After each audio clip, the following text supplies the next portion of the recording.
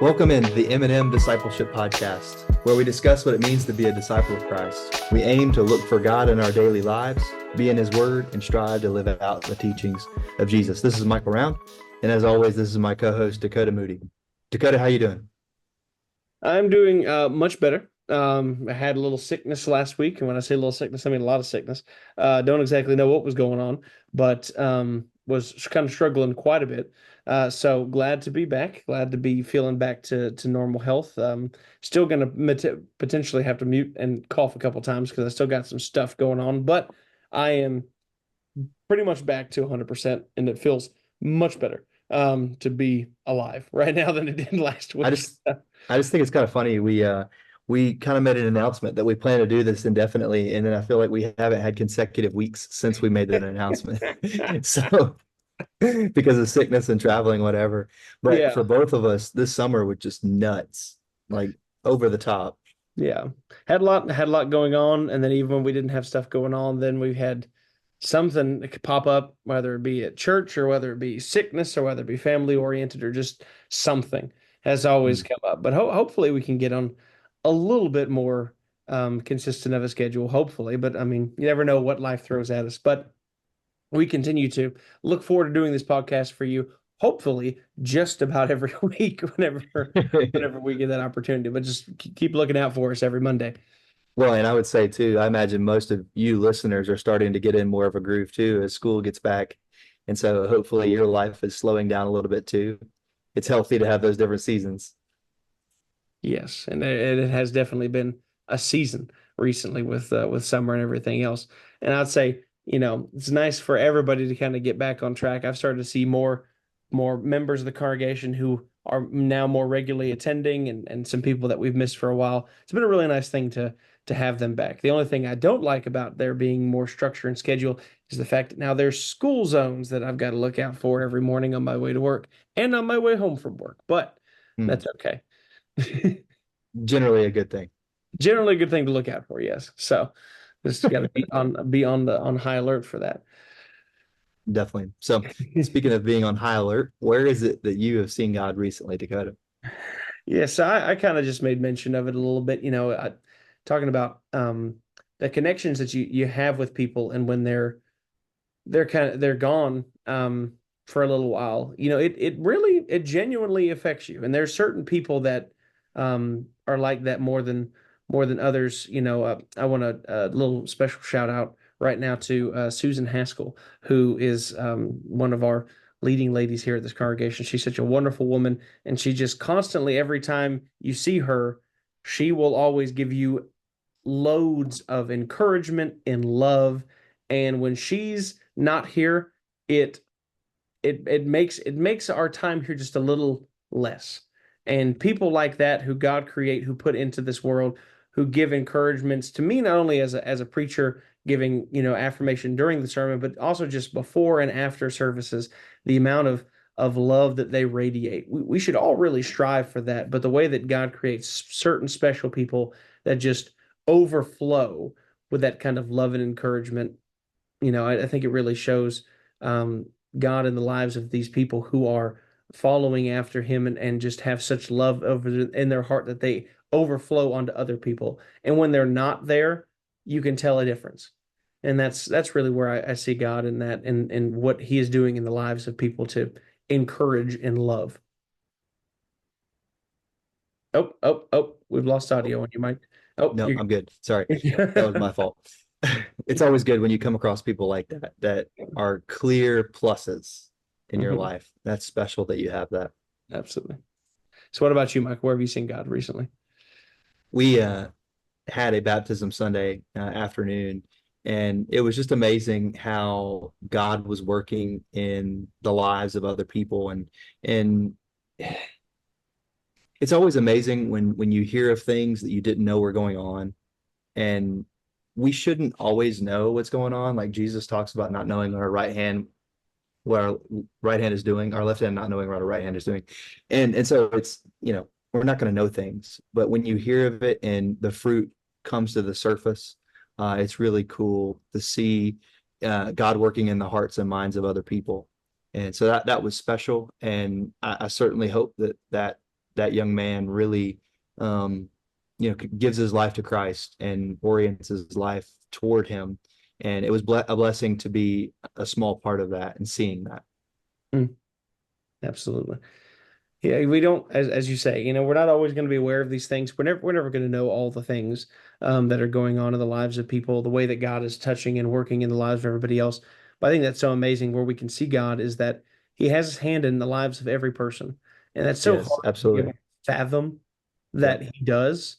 But the fact that He is working so intimately in the lives of every person without us even noticing, without us knowing, Mhm. without realizing it, maybe until after the fact, it's just incredible. And I think that just shows what an awesome and amazing God we serve. Yeah, and I think that Jesus tried to communicate that to us when he said that God knows the number of hairs that are on our head. Mm, The most intimate details about ourselves, God knows them. And so it's clear that he's active and wants to help us. And I think those situations, or even situations where it's hard, times are hard, life is hard on those people, you can see God working the most. yeah, absolutely. Absolutely. Well, as we transition from where we've seen God recently to our study of His Word a little bit, we're going to continue looking at Gideon. We're going to kind of wind down our study of Gideon now because we're going to talk about kind of the end of his life because the sometimes the judges we see are just as fallible as the people of Israel were at different times, and so we have had this moment where Gideon has had his ultimate triumph, where God has brought him through, where he's able to have had amazing things done through him by God.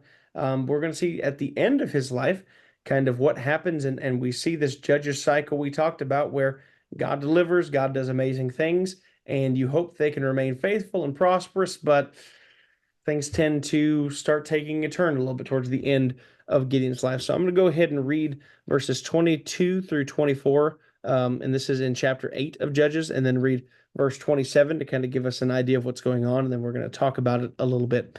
So, starting in verse 22 of Judges chapter 8, it says, Then the men of Israel came to Gideon and said to him, Rule over us, you and your son and your grandson also, for you have saved us from the hand of Midian.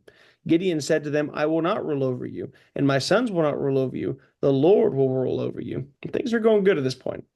And Mm, Gideon said to them, Let me make a request of you. Every one of you give me the earrings from his spoil, for they had golden earrings because they were Ishmaelites. And then jumping down to verse 27, this is when things start to take a turn. And Gideon made an ephod of it and put it in his city, in Ophrah, and in all of Israel whored after it there, and it became a snare to Gideon and his family. So, mm. Mike, what are we seeing here in this passage? Yeah, so they're doing exactly what God didn't want them to do. They're saying to Gideon, rule over us. They want a king, they want a leader, they want, someone to do this because they said that Gideon saved them from the hand of Midian, but God did everything that he did so that they wouldn't say that. He Mm-hmm. whittled it down to just 300 people, so it became abundantly clear that the people didn't do it. I mean, he even said, "Lest Israel say, my hand has won this battle." So Gideon gives a good answer. He says, "I'm not going to rule over you. The Lord rule over you." And I was, as you were reading this, I was thinking of that meme where that guy is smiling like Gideon, like, and then the next moment he's like, That's right. Yeah. I wonder if that's what God was doing when he was listening. Like, yes, great answer, Gideon. And then, oh, bro, come on. Why? That's right. Why? Because God knows as soon as they make this ephod, this image, this coat of mail, whatever it is, they're going to worship it and Yeah. make it an object of praise, and they give it the credit rather than God. What do you think of when you read this? Yeah, you see, Gideon's he's on the right track. Things are good, and then that a turn is made, where it's secretly, he's wanting to make sure. Oh yeah, we got no everyone. You're ruled by God, and then it's like, but secret, I want to get a little credit for this. I'd like my, Yes.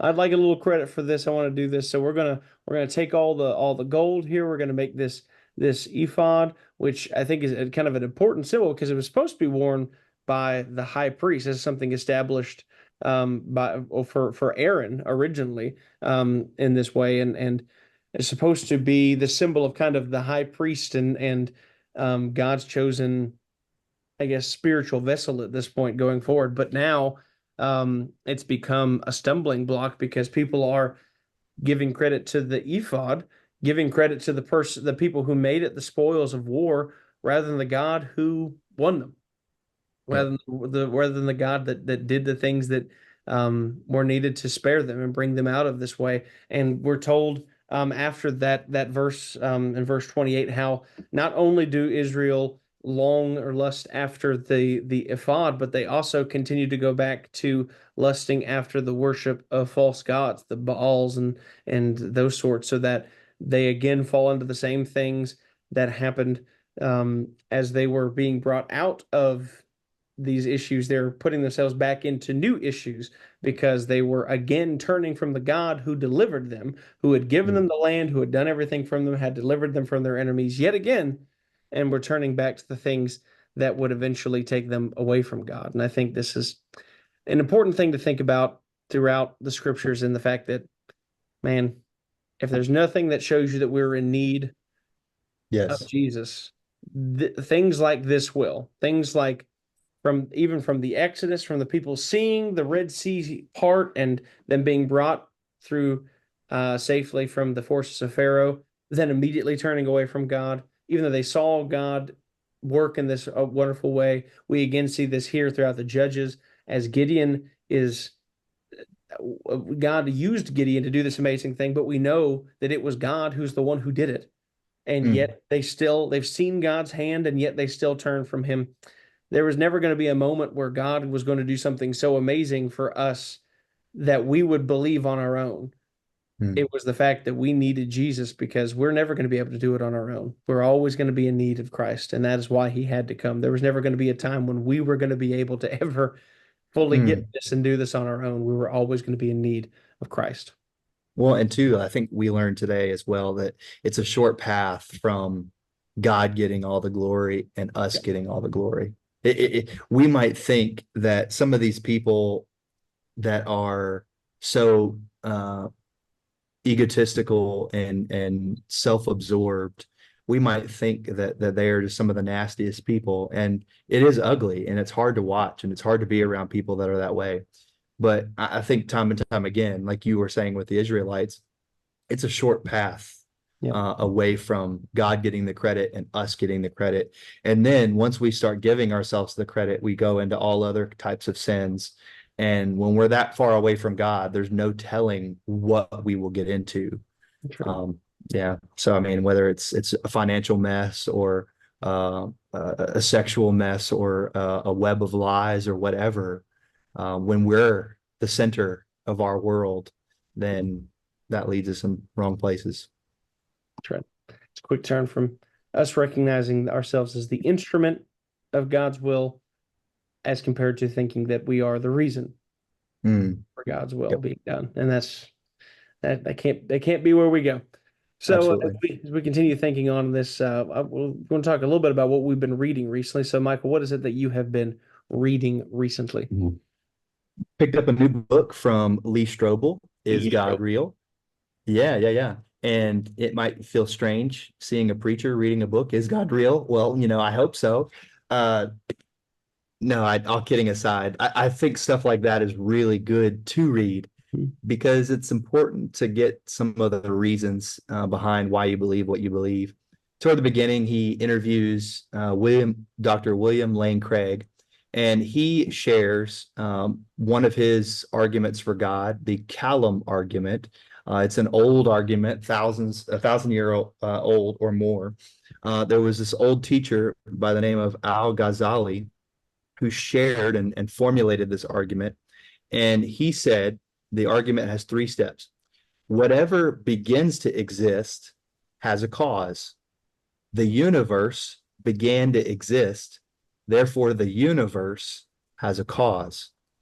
Uh, so that might seem pretty normal to a theist or someone who believes in God, but from someone who doesn't, or for someone who doesn't, that could be a pretty bold and provocative statement. We are beginning to see, and well, let me step back a second. Just whatever begins to exist has a cause. Whatever we see in the world has a reason for being. We don't just have things appearing out of nowhere. He mentioned Strobel, or Craig, I think he's probably citing Craig, mentioned that we don't worry about a horse just coming out of nowhere, thin air, and appearing in our room. We know that doesn't happen. So things that exist have a cause.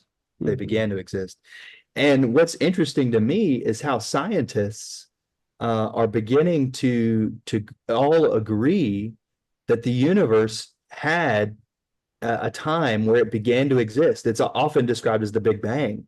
And this is beginning to be scientific law that there was a point of origin.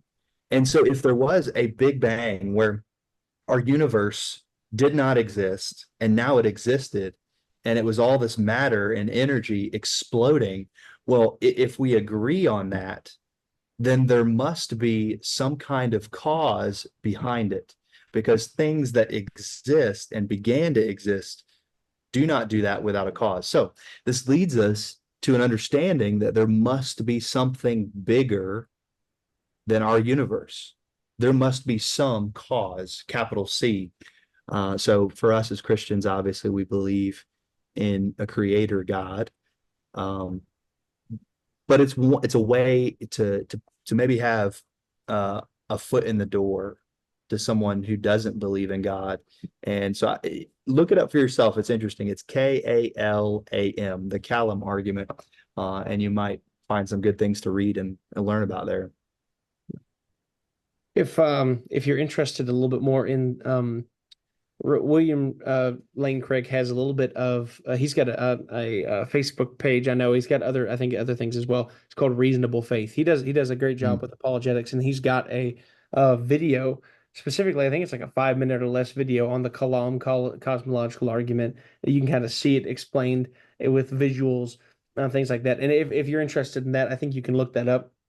I know I've seen it on Facebook before, but I think it's called Reasonable Faith, and it's William Lane Craig doing it. He explains these things, but there's a lot of these things that, it seems like, well, what's the need for that? But, again, as Christians, talking to other Christians, sometimes we take for granted some of these kind of basic ideas that the world is not really in tune with, because so many in the world don't believe in God. And maybe if you're in the Bible, if you're a Bible Belt Christian, you don't run into that many people who just don't believe in God in your day-to-day basis. But I promise you, there are more and more people turning away from belief in God. And so to hold on to some of these kind of base ideas is very important.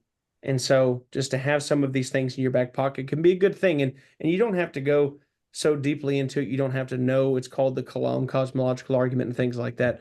But to have some kind of basis, some kind of root idea that you can explain to somebody else about the fact that you can believe God exists, not just because of a warm, fuzzy feeling in your heart, but because of logic and reason, that can often go a long way in helping to convince others to come to faith as well. Yeah, and I'll continue to share some of those things that maybe the next one will resonate more with you. But I challenge you, and this book is pretty accessible too, so you might want to pick it up if you're interested. So Dakota, what is it you've been reading? Yes, so I've also started a new book. It's got a something that I probably talked about before, because me and Michael read at one point The Emotionally Healthy Leader, and I think we may have shared some thoughts of that on here. I'm reading now Emotionally Healthy Spirituality, and this is a little less leadership focused. Obviously, we talked about that, me and Michael, because we read things for leadership as we were in kind of a position of church leadership and being ministers. But this is just about talking about the spiritual health of the individual, of people in general, whether if somebody is a leader or just a person who attends church on Sunday mornings. It's something for all, and I think this is important for us, so we can all read, because there is something he talks about, the importance that emotional maturity has as it regards spiritual maturity and the interconnectedness between those things, because sometimes we can almost take these things apart. Even within Christian circles, we can almost demonize emotion, Mm. as though our Lord did not experience a wealth of emotions. All of them. Obviously, yeah, all the emotions. Obviously, one of the most famous passages in Scripture is Jesus wept, but he showed passion, he showed excitement, he showed love, he showed joy, he showed sorrow, he showed all these emotions. And so we can obviously not, I would say it would be wrong to say that we would call emotions on their own sinful. How Mm. they can be used, though, can be sinful. And the one thing I wanted to share from this week is very simply and I'll kind of share this with the camera here real quick for our audio only listeners. I can try to share something later, but just talking about the iceberg model that he's got, and really I can explain it for the audio only listeners to this. The iceberg model is the idea that, we're all familiar with the idea that an iceberg, excuse me, only shows so much of itself above the surface of the water. The grand majority of it is underneath the water. And he talks about how our emotions are very similar in this way, where we show a certain level, a certain veneer to most people. But the grand majority of what we have is deep within us. And it's maybe things that we don't even know or recognize about ourselves.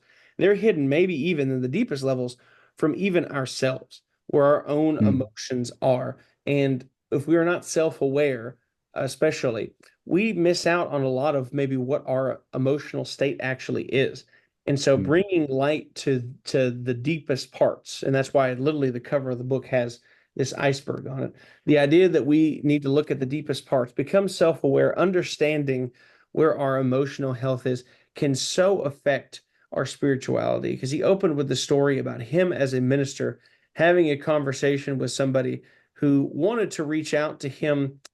And it was not really a good time. It wasn't a good time for them to talk. It wasn't a good time for these things. But because he wanted to put on that veneer of being Mm. a good minister, a good friend at that moment, he ended up talking to them, and it almost cost them the life of their own daughter because him and his wife felt the need to be and so involved in this conversation that their daughter had went out, snuck into the backyard, and was in the pool on her Mm. tiptoes. And if she had faltered, if she had fell, if she had just tipped over a little bit, she was not able to swim. She was 3 years old at that point, and they would have been burying a child. And the idea Mm. was that it was not a good time for them to talk. It wasn't a good time for these things to happen. But because he wanted to show that veneer that, oh, I'm a good minister, I'm a good person, I'm a good friend, I will talk to you this moment, even though I really need Mm. to have a better, healthy understanding of boundaries, the idea of how I can talk and discuss things. They can have these conversations, they could do this, but because he did not have that lower levels of health, he wasn't self-aware in these moments, that Mm. it almost cost them dearly. And so as I read through this, I look forward to sharing some more insights with this idea, but I think that's something that we can all kind of get behind as well. The idea that we need to be taking a look at where we are at with our emotional health and our spiritual health, and Mm. how those things really play into each other. Because is your emotional and spiritual health just a veneer? Is it just the little bit that you can see? But how's the rest of it doing? Mm.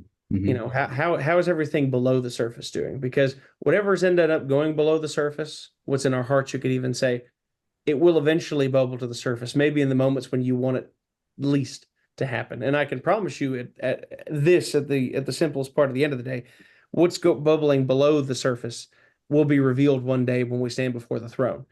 And Mm. the time to worry about what's beneath the surface, the lower parts of that iceberg, is not then, it's now. Mm. Yeah, absolutely. And we all go through times where whatever's in our heart comes out when someone gets sick or we lose a job or we're in the heat of the moment, whatever. So yeah, we need to be ready, be working on that inner man. Absolutely. Definitely. Absolutely. Anything else today for us, Dakota?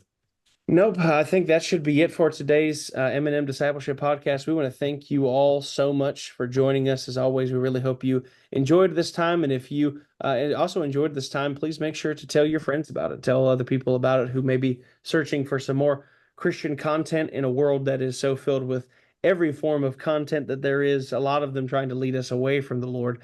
If you know somebody in your life who could use a little bit more, of God in their lives, and hopefully have another avenue to be able to grow closer to Him, suggest the M&M Discipleship Podcast to them, and hopefully we can continue to grow this in what we do. But we want to thank you all for joining us this week on the M&M Discipleship Podcast. Until next time, let's look for God, learn from His Word, and live out His teachings. Bye for now.